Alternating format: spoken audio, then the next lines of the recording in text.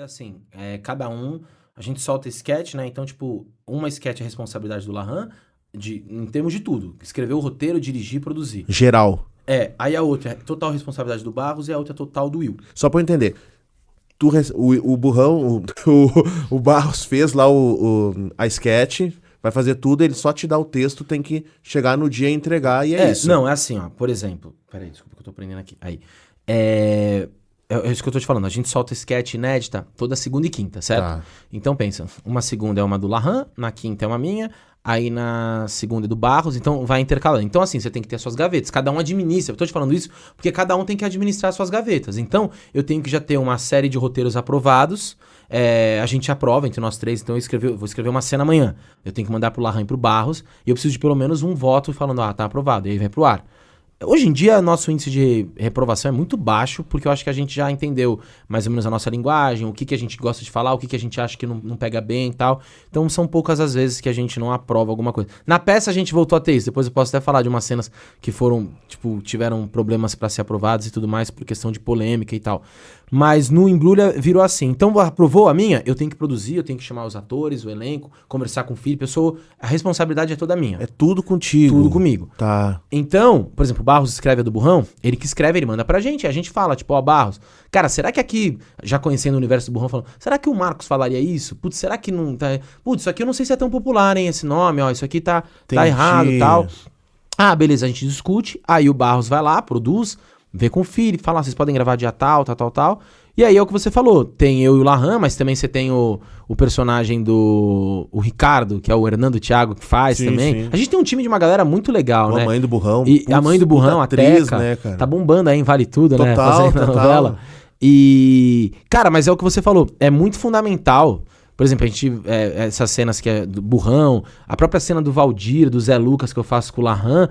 Cara, eu preciso daquele contraponto, daquele chefe ali, que é meio sem noção, fora da realidade, pra ter a simplicidade do Zé Lucas, né? No caso do Burrão, ele precisa ter a arrogância dos amigos, os classe médias quebrados, que é o que você falou, é um pouco da crítica da gente, porque quando você é classe média, você já é um pouco daquilo. Porque a classe média é um grande cosplay do rico, né, cara? Você fica tentando sobreviver, tipo, você pega o seu salário e você fala, mano, na verdade eu não teria condições de ter esse plano de saúde, eu não teria condições de talvez morar nesse prédio, mas você quer ter qualidade de vida, né? E aí, óbvio que ali a gente põe a lente de aumento pra sociedade, mas que muita gente identifica. Tem muito cara aí que tem um baita carrão que o cara tá com o IPVA atrasado, só deu entrada, não paga as prestações pra viver de aparências, né? Então esses amigos do Burrão são isso.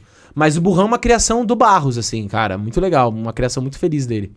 E aí ele vai dirigindo vocês, por exemplo, como ele é responsável por essa sketch. Sim, a direção ali, vai tudo dele, e a gente vai falando, tal. A gente tem um combinado entre nós que a gente não se mete na direção do outro, a gente sugere. Entendi. Entende? Tipo, a gente sugere, mas a edição final é dele. Então, às vezes tem umas piadas que eu coloco ali no meio que eu falo, isso aqui o Barros vai cortar, e tá tudo certo, entende? Aquela padaria é ele que escolhe. A padaria é uma parceria que a gente tem, que o Barros gravou a primeira cena lá, que é do lado da casa dele, a Big Bread. Eles, inclusive, são parceiros do nosso espetáculo, ó. Eles têm 2 unidades lá em São Paulo, Big Bread, padaria ali na Lacerda Franco, no Cambuci, maravilhosa. Vamos lá meter um rango. Ela é muito boa, a gente almoça lá, a gente adora gravar a cena do Burrão lá. Mas é a responsabilidade toda do Barros ali. Tá, e o que tu ia falar sobre as polêmicas das sketches que foram retiradas do espetáculo? Porque no começo do canal, como a gente ainda não sabia o que a gente queria, que tipo de linguagem a gente falava, o que a gente comunicava, a gente ainda tinha uma coisa de... A gente reprovava às vezes cena falando assim, cara, eu não tô vendo humor nisso aqui. Até entendi, mas não tem humor, não vou aprovar. E hoje, a gente já conhece o jeito de cada um falar, a gente já sabe o público que essa pessoa tem. Então, às vezes eu mando uma cena que o Barros pode até não se identificar, mas ele fala, mano, não é meu tipo de humor, mas eu sei que você vai fazer do seu jeito, vai rolar e manda bala, sabe? Então hoje tá uma coisa mais assim, não ferindo nossos valores. Então, tipo assim, se tiver uma cena que ela tem alguma conotação preconceituosa, a gente fala, não, cara, isso aqui não tem nada a ver, não vamos fazer e tal. E aí, isso foi durante muito tempo no começo do canal, tinha isso, e depois a gente foi se entendendo e tal, é o que eu falei, o índice de reprovação é baixo. Mas, por exemplo, num espetáculo, a cena, vocês viram ontem, aquela do hétero em desconstrução? Sim. Eu escrevi aquele roteiro. Cara, os meninos tinham muita dificuldade de aprovar, porque a crítica ali, ela tem camadas, né? você faz uma crítica dos caras que se aproveitam de um discurso empoderado da esquerda ali pra ficar naquele meio, mas na verdade eles são os puta de uns machistas. Só que pra gente explicitar isso, tem uma porrada de piada machista, homofóbica e tudo mais, e que as pessoas riem. Porque são piadas, né? Só que conforme você vai entendendo, tem as pessoas que riem meio constrangidas e vão entendendo e falando, cara, isso é uma crítica a pessoas que sequestram essa pauta pra se dar bem, né? O cara finge que ele é o desconstruidão, quando às vezes fala, pô, o cara é puta, que é o que a mulherada chama do esquerdomacho. Sim. São esses caras, né? Então a crítica tá ali, mas os meninos ficavam com receio. Ai, será que vão entender? Esses dias mesmo, o Cris falou, ó, vai uma ONG assistir o espetáculo no tal dia, uma ONG, acho que tinha alguma questão LGBT, o Larran já falou, ai meu Deus, a cena do hétero. E cara, a gente fez essa peça acho que foi em Itabira ou Ipatinga, em Minas Gerais. Cara, acabou o espetáculo, veio um trans falar com a gente, falar, cara, eu amei o espetáculo, eu amei a cena do hétero em desconstrução. É sobre isso, é muito legal, vocês já estão num outro lugar, a crítica de vocês já tá em outro lugar, tal. Cara, pra gente aquilo foi um baita carimbo, é isso. Claro. Era isso que a gente precisava ouvir. Porque realmente, por mais que na minha cabeça... Isso é meio foda de quem tá criando, né? Por mais que na minha cabeça eu falo, não, mas a minha crítica tá muito clara. Então eu ficava defendendo pros meninos. Eu falava, cara, mas olha só, a gente tá colocando esses caras, olha o estereótipo deles, um tem o cabelo descolado, né? Eles fazem pilates, eles são todos, a academia é muito falocêntrico, né? Trazem tudo que eles criticam do universo machista, mas na primeira oportunidade eles fazem piada. E ao mesmo tempo eu falei, isso é um pouco a gente. Falei, nós somos homens héteros, brancos de outra geração, que por mais que a gente tá tentando entender como é que é o mundo hoje, é óbvio que a gente uma hora se pega e fala, puta, mano, esse comentário foi meio... Então tem uma lente de aumento, tudo a gente coloca um pouco da gente também ali. Mas óbvio que a gente se inspira mais em alguns amigos que a gente conhece e fala, esse aí vem com esse discursinho, mas eu sei bem o passado dele, sabe? Tem isso. Então, quando a gente vê uma pessoa que a gente tá falando sobre o universo dela, né, no caso um trans ali, e ele dá a prova, você fala, pô, missão cumprida. E Will, tu acha que em algumas praças, com toda a polarização que a gente vive no Brasil, não quero também me estender muito, mas só para saber o ponto de vista de quem pensa diferente da gente. De repente alguém que tá sentado ali e acha, pô, é exatamente isso, tem que ser assim. Tem, né? Cara, é legal você falar isso, porque é uma consequência também. Tipo, tem gente que a gente fala assim, ah, mas tal pessoa tá rindo, não é da crítica, é da piada. Eu falei, mas eu também não posso controlar o público, cara.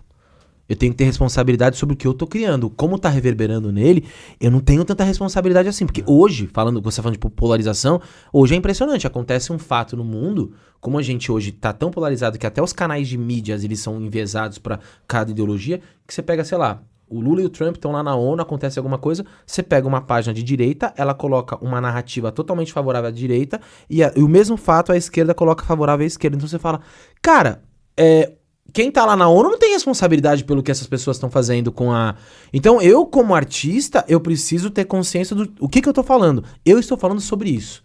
Como vai reverberar em alguém, eu não consigo ter esse controle. Mas graças a Deus, o índice de pessoas que talvez distorçam o que a gente tá falando, porque o humor tem isso, né? O humor, às vezes, na ironia, se a pessoa não entender ela for literal, ela não pesca a ironia. Total. Né? Mas eu também não posso, porque dois não pescar a ironia, deixar de me comunicar com 300 que falaram, cara, eu entendi sua mensagem, né? E também tem aqueles que a real vai bater depois, né? E isso, também tem isso. Né? Tá ali naquela emoção do espetáculo. Poxa, a gente vai ter que terminar, né? Vamos mais cincão aí. Mais cincão? Manda mais uma pergunta aí. Tá, quem que ligou pro Wagner Moura pra ele fazer aquela sketch maravilhosa? Tem nome daquele personagem do De Barros, aquele traficante? Lá... Eu acho que tem, porque eu chamo ele. Não, Mário Adóvia. Mário Adóvia. Que, na verdade, Adóvia é uma brincadeira viado ao contrário. Porque ele é um traficante e o ator, quando corta, ele é super... Pô, Wagner é luz, né? Isso, Wagner é luz. Wagner é olho no olho. Aí encostou aqui. Tá, e quem ligou pro Wagner? Cara, o Larran acho que fez aquela mini... Eu falei, o Larran fez muita coisa na Globo. Ele fez JK com ele. Então, ele ligou pra ele. Cara, a gente ficou muito feliz, porque o Barros escreveu essa sketch, e aí o Larran falou, cara, ia ser muito foda se o Wagner Moura participasse. A gente falou, mano, eu conheço ele. Aí, na época ninguém tinha participado do nosso canal, nem nada, tal. A gente falou, mas ele não vai. Mano, eu vou mandar uma mensagem pra ele. Eu já saí com o Wagner, eu já trabalhei com ele e tal. Já tomaram um gelo junto? Já, tipo, e ele é um cara muito acessível, assim, tal. Só que, assim, ele é muito acessível, mas ele é o Wagner Moura, ele tem uma agenda maluca. Ele tava, na época, produzindo o filme do Marighella, tinha acabado de gravar Narcos, indicado ao Globo de Ouro. Então a gente falou, mano, pra você ter uma noção, ele tava na O2, que é uma baita produtora de cinema lá em São Paulo, que produziu o Marighella. A gente foi até ele, aquela cena é gravada no banheiro da O2, ele tava fazendo teste de elenco, ele parou, a gente combinou com ele, ó, chega que tá o horário. Ele parou, ele foi lá, gravou com a gente, voltou e a gente foi embora. Então foi nessa correria, mas ele foi muito legal, ele ficou bom pra caramba.